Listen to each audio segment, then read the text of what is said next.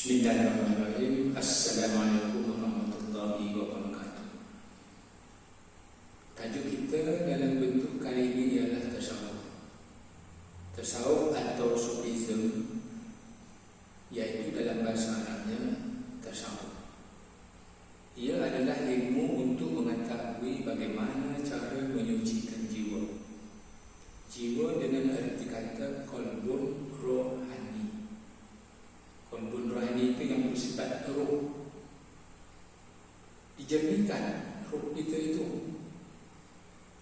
akhlak kita dijernihkan, akhlak itu dielokkan,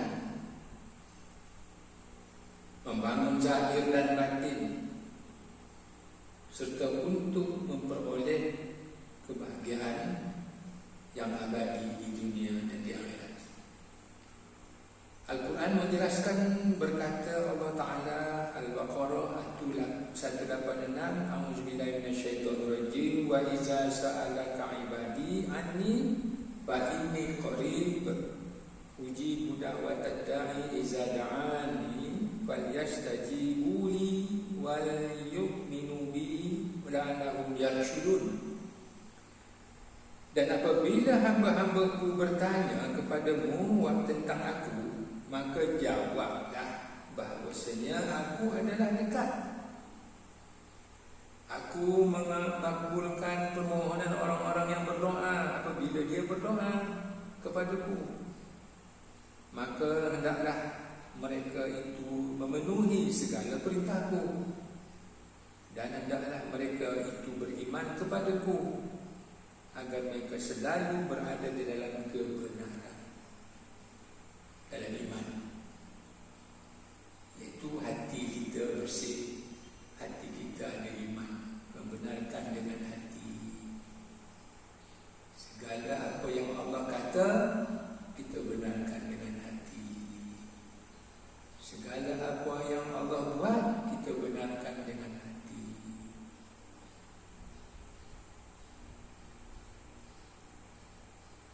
Kemudian ayat berikut itu ialah surah Qaf ayat 16. A'udzubillahi minasyaitonirrajim. Laqad khalaqnal insana wa na'lamu ma tuwaswisu bihi nafsuhu wa nahnu aqrabu ilaihi min hablil warid. Dan sesungguhnya kami telah menciptakan manusia dan mengetahui apa yang dibisikkan oleh hatinya, dan kami lebih dekat kepadanya daripada urat lehernya. Kita benarkan Allah itu mengetahui wa ya'lamu ma fis sudur. Allah Ta'ala itu tahu dia dalam hati kita. Wa ya'lamu, dia tahu. Wa ya'lamu zahir wal batin. Wa ya'lamu ghaib wa syahadah. Dan dalil berikut ini ialah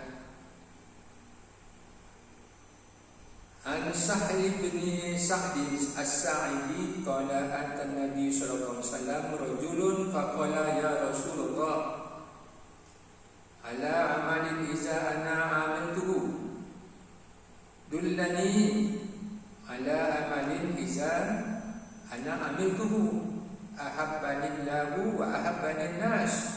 Faqala Rasulullah sallallahu alaihi wasallam izhad fid dunya yuhabbikallah wa zahad fima bi'aidin nas wa yuhibbukan nas.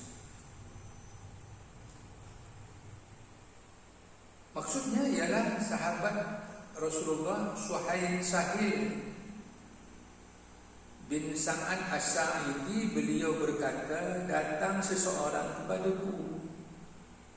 kepada Rasulullah sallallahu alaihi wasallam dan berkata, wahai Rasulullah, tunjukkanlah kepadaku satu amalan, jika aku mengerjakannya maka Allah akan mencintaiku dan juga manusia mencintaiku.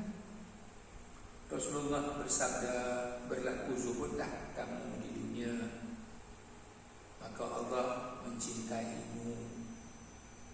Dan zuhudlah kamu atas segala apa yang ada dimiliki oleh manusia, maka mereka manusia akan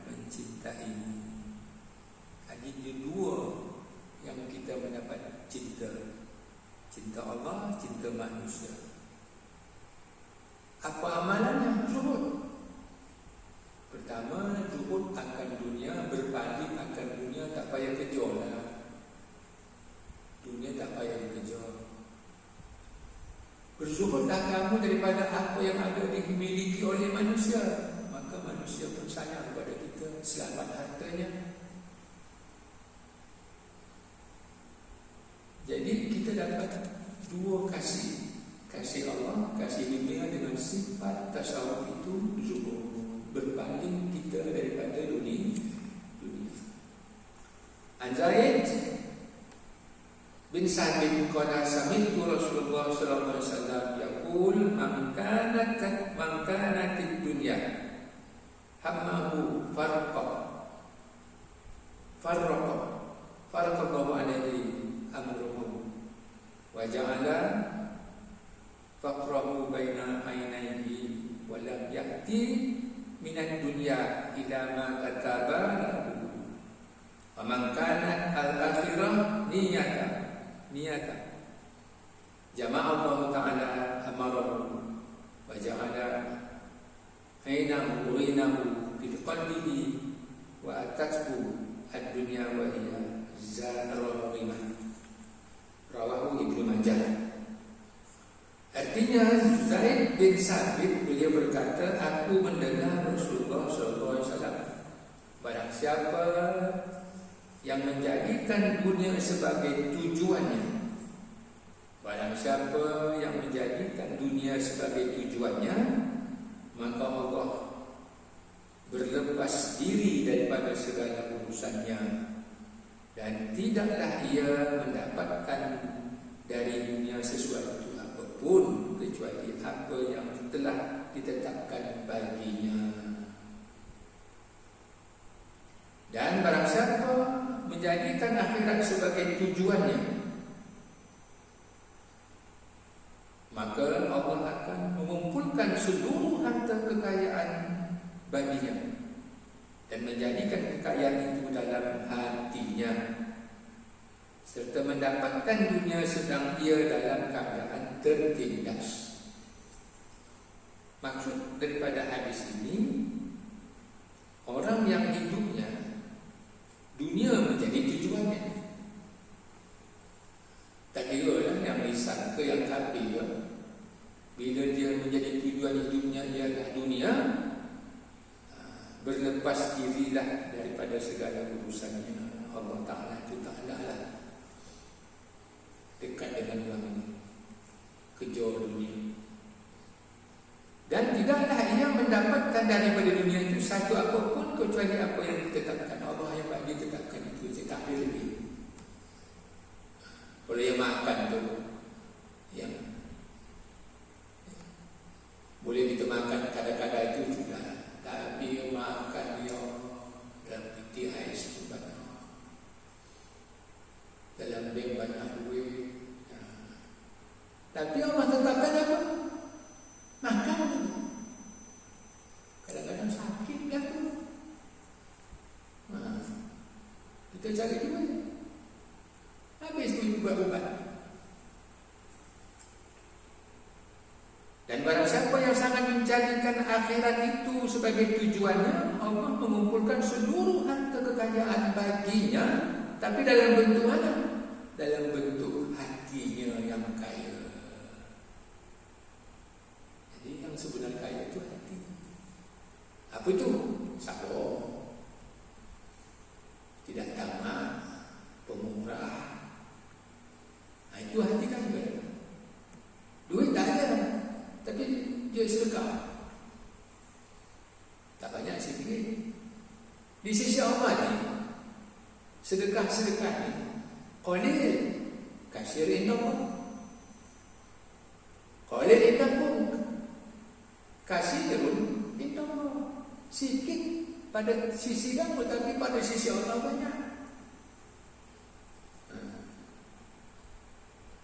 Tapi apa yang ada sama kita, kasirun indah pun qalil indah Allah. Banyak ada sama kamu, tapi Allah di sisi Allah itu sikit. Jadi Allah jadikan orang yang akhirat itu menjadi tujuannya, Allah kayakan hatinya, pemurah, lapang dada, tak ada marah, ingat berosing, bersin ni.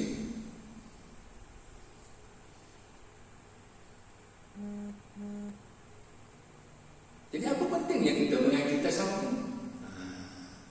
Maka dilihatlah daripadanya kepentingan mempelajari ilmu tasawuf itu, satu, untuk menghidupkan hati, menghidupkan jiwa kita yang resah dan dosa dengan kerana dosa. Sebab itu Nabi selalu beristighfar 100 kali, setengah hadis kata 70 kali sehari. Kita tak buat pun. Bila kita Assalamualaikum warahmatullahi, Assalamualaikum warahmatullahi, Astagfirullahaladzim. Jadi bayangkan kesungguhan hati kita minta ampunkan dosa kita, dosa yang kita tak sengaja, dosa yang kita sengaja, dosa yang besar, dosa kecil, kita minta ampun, hati minta ampun pada Allah. Dosa. Kalaulah kita tidak minta ampun, tidak bertaubat, yang kecil jadi besar. Jadi susah. Jadi kepentingan mempelajari ilmu tasawuf ini dihayati betul maksud dia. Dosa kecil, dosa besar. Dosa yang kita tak tahu, dosa yang kita tahu. Dosa yang sengaja, dosa yang kita tak sengaja. Itu minta ampun kepada Allah. Allah yang Maha Ampun. Faman yaghfiru dzunuba illallah. Tidak ada siapa yang boleh mengampunkan dosa itu melainkan Allah. Fastaghfiru li dzunubihim. Minta ampunlah segala dosa-dosa mereka itu. 2. Mendekatkan diri kepada Allah Subhanahu wa taala. Itu kepentingan mengenai tasawuf, supaya kita rapat dengan Allah. Itulah yang disuruh kita ihsan tu. Anta'budullah ka'annaka tarahu. Kalau kamu menyembah Allah, pada yang kita sembah Allah itu, pada kita mana yang paling dekat kepada Allah ni? Pada ketika sujud. Ya, ma'akrabu abdu illa Allah wa huwa sajidun. Tidak dapat, tidak ada yang paling hampir hamba itu kepada Allah itu ketika dia sujud. Jadi kita nampaklah Allah tadi sujud kita hampir dengan Allah, seolah-olah kita nampak. Ketika mana? Ketika bersekayang. Paling minta pada ketika sujud. Dia dengar, dia hampir dengan kita berbisik dengan dia. Ketiga, kepentingan mempelajari ilmu ini meningkatkan ketakwaan kita kepada Allah. Aqrabu littaqwa. Ya, bersifat adil lah. Itu lebih dekat pada takwa. Adil ni kadang-kadang sama kita pun tak adil. Beli cincin letak tangan kiri, ya. Beli jam letak tangan kiri. Katanya tangan kanan lah, ya. Tapi tak adil lah macam itu. Tangan kanan ni makan, sadar, menerima, memberi. Tangan kirinya aku yang ada semua dia. Takkan kita nak bagi dengan kiri. Yang ada dia ke belakang aja. Itu dibagi dia cincin. Jadi cantiklah dia. Bila dia cincin tu dibagi, dapatlah cincin tu elok. Dihiasi dan tangan kiri ni hari-hari pegang najis. Itu adil lah tu. Ini Allah. 4. Membentras tipu daya setan selama ini merangkap manusia dengan berbuat dosa dan maksiat. Jadi kita dapat mentras, binasakan tipu daya setan ini. Itulah kita mengaji. Itulah sebab kita mengaji tasawuf ini, seolah-olah kita melihat Allah. Jadi setan takut kan? Kelima, memperolehi kemuliaan dan anugerah Allah Subhanahu wa taala dalam hidup di dunia dan akhirat. Memperoleh kemuliaan dan anugerah Allah Subhanahu wa taala, ada dapat anugerah. Jadi senanglah kita dapat anugerah kurniaan Allah, selamat. Jadi kesan positifnya ialah marilah sama-sama kita beramal dengan sifat-sifat mahmudah yang akan menjadikan diri kita seorang mukmin yang beriman dan bertakwa dan hati kita jadi kaya. Takwa itu termasuk sabar. Kedua, mukmin yang akan diredai Allah Ta'ala itu dan akan mendapat rahmat dan kasih sayang Allah Ta'ala itu di dunia dan di akhirat, mukmin akan dipelawa masuk ke dalam surga dan mendapat rahmat dan kasih sayangnya. Jazahum inda rabbihim jannatun tajri min tahtiha nikmat. Nikmat amal, nikmat amal amilnya. Itulah sebaik kesan amal kita. Ya, dengan itu kita akan dapat kesan amal kita jadi sebaik-baik nikmat itu surga. Ya, alhamdulillah. Itulah kadar itu dulu kita fahamkan kepada tasawuf. Jadi matlamat kita ialah nak bersihkan hati, nak mengkayakan hati. Ya, alhamdulillah. Bila itu